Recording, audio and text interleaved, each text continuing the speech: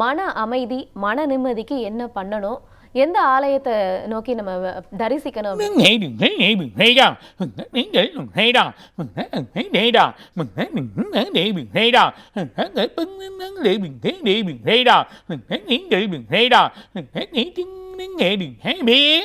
அதாவது மன நிம்மதி, மன அமைதி.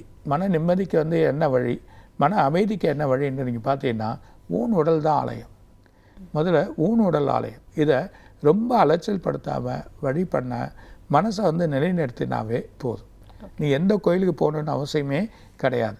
செய்யக்கூடிய காரியங்கள், செய்யக்கூடிய காரணங்கள் ரெண்டுமே நல்லாயிருக்கும்.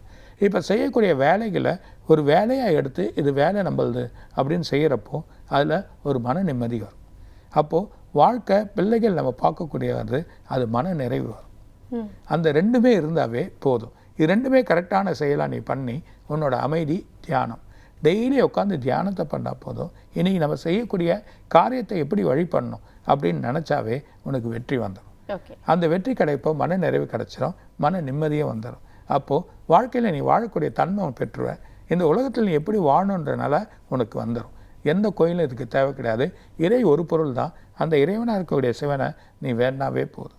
அந்த சிவனாக இருக்கக்கூடிய ஒரு பொருள் நீ எப்போ வேணாலும், யாராக இருந்தாலும் இறை ஒரு பொருள், அந்த இறையாக இருக்கக்கூடிய பொருளை வேணாவே உனக்கு எல்லாமே கிடச்சிரும். அதுக்கு முக்கியமானது தியானம். தியானம் பண்ணுங்க. ரொம்ப மன அமைதி இல்லைன்னா உங்களுக்கு வந்து யோகா. இந்த யோகா பண்ண சொல்ல மன அமைதி கிடைக்கும். ரெண்டாவது வந்து ப்ரீத்திங் எக்ஸசைஸ், அதாவது பிராணாயாமம். இந்த பிராணாயாமத்தில் இருக்கக்கூடிய சக்தி எதுவுமே கிடையாது. உடலை சீராக்கக்கூடிய தன்மை இந்த பிராணாயாமத்துக்கு உண்டு. எப்போ ஒரு மனிதனோட உடல் சீராதோ மன அமைதி கிடைச்சிடும்.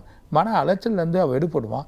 எவ்வளோ பெரிய பிரச்சனையும் போராட்டத்தையும் எதிர்கொள்ளக்கூடிய நிலைமை இந்த தியான வழிபாட்டில் வந்துடும். ஸோ எது வேணாலும் எதிர்பார்க்கலாம், எவ்வளோ பிரச்சனையை நம்ம ஃபேஸ் பண்ணலாம் அப்படின்ற ஒரு நிலைமை அவர் சொல்ல மன அமைதி நமக்கு கிடச்சிரும் அப்படின்ற சொல்கிறார்.